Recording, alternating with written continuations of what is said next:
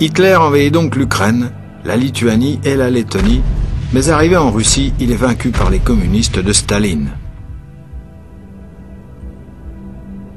L'Union soviétique avance alors, établissant son régime en Finlande, Estonie, Lettonie, Lituanie, Pologne, Slovaquie, Hongrie, Yougoslavie, Roumanie et Bulgarie. Les armées alliées, composées principalement par les États-Unis, le Canada, la France et le Royaume-Uni, attaquent l'Italie, renversent les fascistes qui abandonnent l'Albanie, puis débarquent en France et aident le général de Gaulle à chasser les troupes allemandes. Quand les Américains lancent la bombe atomique sur le Japon, toutes les velléités cessent. L'Allemagne capitule et tous les pays occupés par les nazis sont libérés. C'est la paix. L'Allemagne est divisée en deux. La République fédérale d'Allemagne, contrôlée par les Alliés, et la République démocratique d'Allemagne, contrôlée par les Soviets. La Finlande réussit à se rendre indépendante.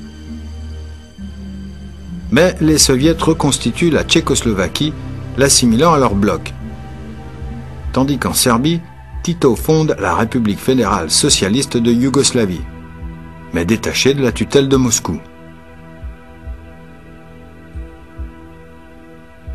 À la fin de la Seconde Guerre mondiale, le traité de Yalta entre les deux superpuissances vainqueurs, les États-Unis et la Russie, divise l'Europe en deux blocs. Certains pays occidentaux, sous l'influence américaine, signent l'accord de l'OTAN en riposte à d'éventuelles agressions soviétiques. Certains pays orientaux font de même sous l'influence soviétique et signent le pacte de Varsovie.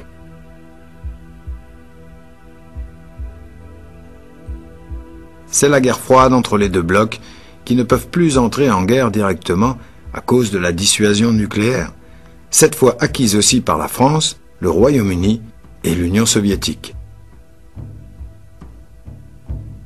Et c'est alors que l'Europe pense à un modèle d'intégration qui la mettrait à jamais à l'abri d'une nouvelle guerre. Le ministre français, Schuman, a l'idée de placer les industries liées aux armements sous l'autorité commune des deux puissances contrastantes dans le passé, la France et l'Allemagne. Ce à quoi suit le traité de Rome et a créé la CEE, Communauté économique européenne, aussi appelée le marché commun, dont le but est un rapprochement économique qui permet la libre circulation des personnes, des marchandises, des services et des capitaux. Les membres en sont la France, l'Italie, l'Allemagne de l'Ouest, la Belgique, le Luxembourg et les Pays-Bas.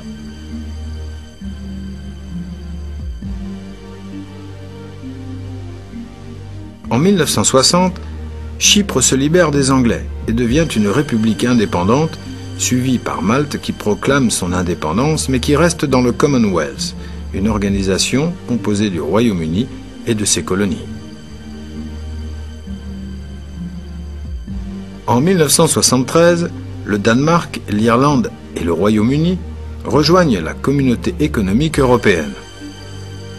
Entre-temps, à Chypre, les Chypriotes grecs se retournent violemment contre les Chypriotes d'ethnie turque, avec pour conséquence l'intervention militaire de la Turquie qui occupe le nord de l'île.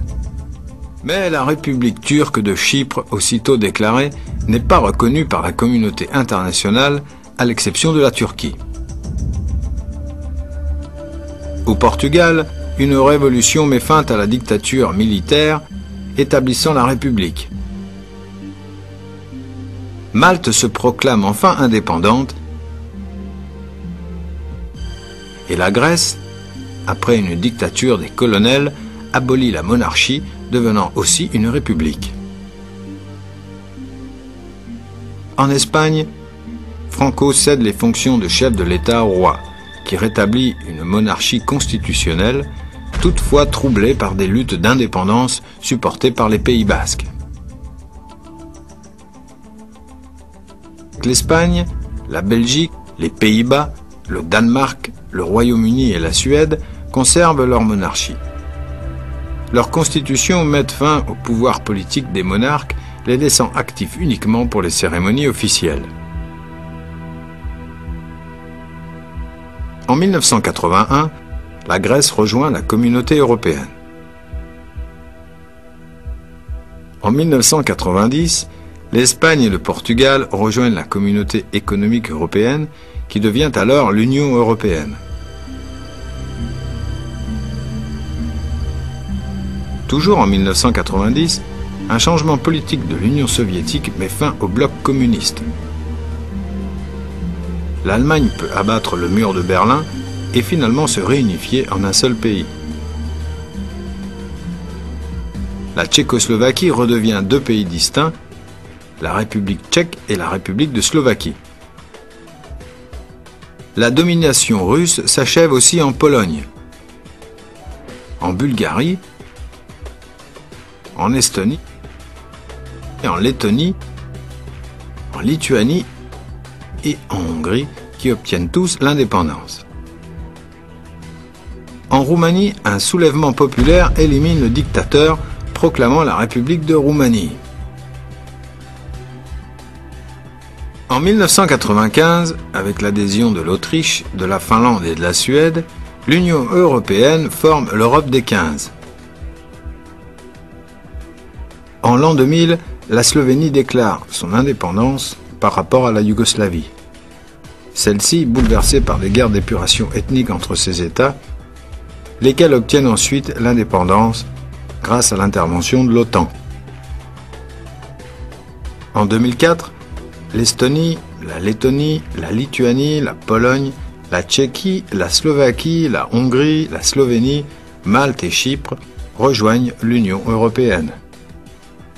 En 2007, la Roumanie et la Bulgarie rejoignent aussi l'Union, formant l'actuelle Europe des 27. La Croatie, la Macédoine et la Turquie ont demandé une éventuelle future adhésion. Mais la demande de la Turquie est conditionnée par les troubles entre les deux communautés de Chypre.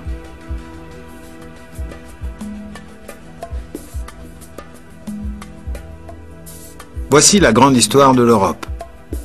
Devenue l'Union européenne, aujourd'hui première puissance économique mondiale.